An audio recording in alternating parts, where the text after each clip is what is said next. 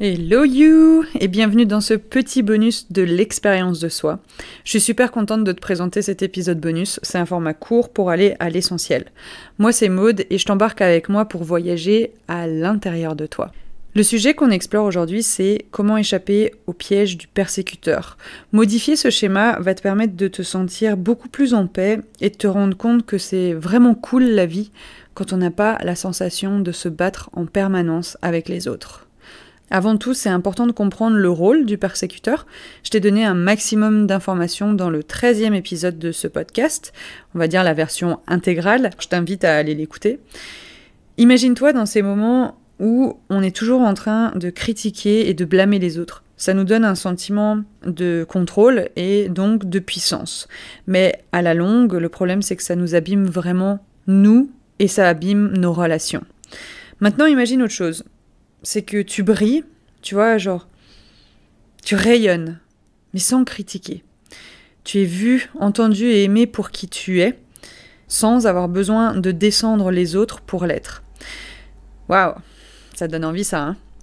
Alors attention, je te préviens tout de suite, c'est que dans ce podcast, de manière générale, on apprend à se regarder avec honnêteté. Ça veut pas dire qu'on y arrive toujours, parce que c'est pas évident. Seulement, on fait de notre mieux.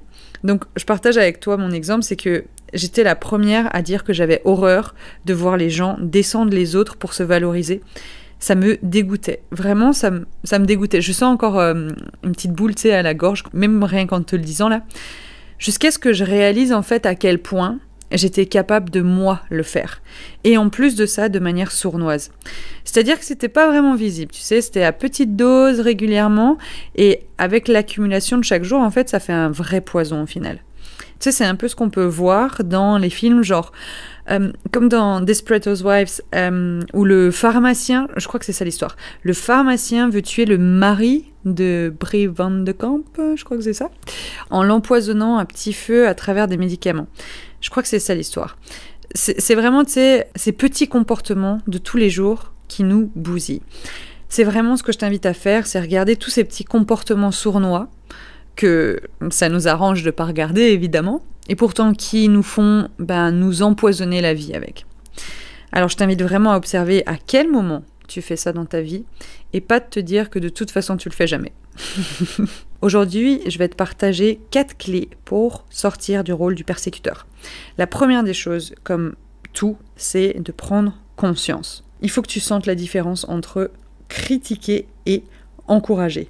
Critiquer, c'est pointer les erreurs des autres. Encourager, c'est les aider à voir leurs forces et les pousser à les utiliser. Un exemple tout bête, ça va être une femme qui fait le ménage d'une certaine manière, et quand c'est son homme qui fait le ménage, elle va trouver le moyen de repasser derrière, de dire qu'il n'a pas fait ça comme ça, pas suffisamment tatati, tananadada, et tout. Alors que, il a fait. Si elle se focalisait plutôt sur le fait de l'encourager et de lui montrer à quel point il sait bien faire ces choses-là en faisant le ménage, ça changerait la donne. Ça va lui donner envie, en fait, de continuer. Pointer du doigt, ça va juste le dégoûter. Et je suis sûre que tu comprends aussi quand les autres font ça avec toi. Donc, première des choses, c'est prendre conscience chaque moment où tu es capable de faire ça, envers les autres. Et envers toi-même. Quelle est cette petite voix qui tourne dans ta tête, avec laquelle tu te juges en permanence que c'est pas assez? Et de quelle manière tu pourrais t'encourager plutôt que de te critiquer? Ensuite, la deuxième clé, ça va être de valoriser les efforts. Apprends à reconnaître et à valoriser les efforts de tes proches et les tiens. Même si ces efforts, ils aboutissent pas toujours à un succès immédiat. C'est avec la répétition que ça va venir. C'est avec le temps, la patience que ça va venir, le résultat, le bon résultat. Alors reste focus sur le fait de valoriser tes efforts et de valoriser les efforts autour de toi. Troisième clé, ça va être l'écoute active. Pratiquer l'écoute active, ça veut dire, plutôt que de juger ou de donner des solutions immédiatement, prends le temps d'écouter attentivement ce que tes proches ont à dire. Pose des questions ouvertes qui les encouragent à réfléchir et à trouver leurs propres réponses. Ne pense pas mieux savoir que eux ce qui est bon pour eux. Ça, c'est ta projection que tu fais sur eux. Ce qui t'appartient, t'appartient. Ce qui leur appartient, leur appartient. Et la quatrième clé, ça va être l'autoréflexion. Prends régulièrement le temps de réfléchir à tes propres comportements et à la manière dont tu interagis avec les autres. Pose-toi des questions sur ce qui te pousse à critiquer et cherche des alternatives qui sont bien plus constructives. Ça va te changer la vie d'être focalisé sur ce qui te booste, ce qui te donne de l'énergie, plutôt que sur ce qui t'en prend.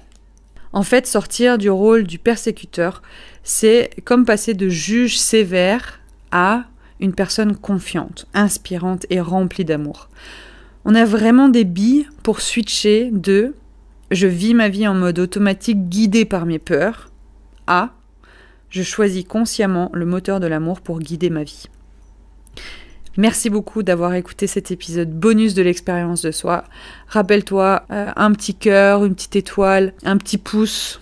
Je sais pas sur quelle plateforme tu écoutes ça. Abonne-toi, note le podcast, partage-le.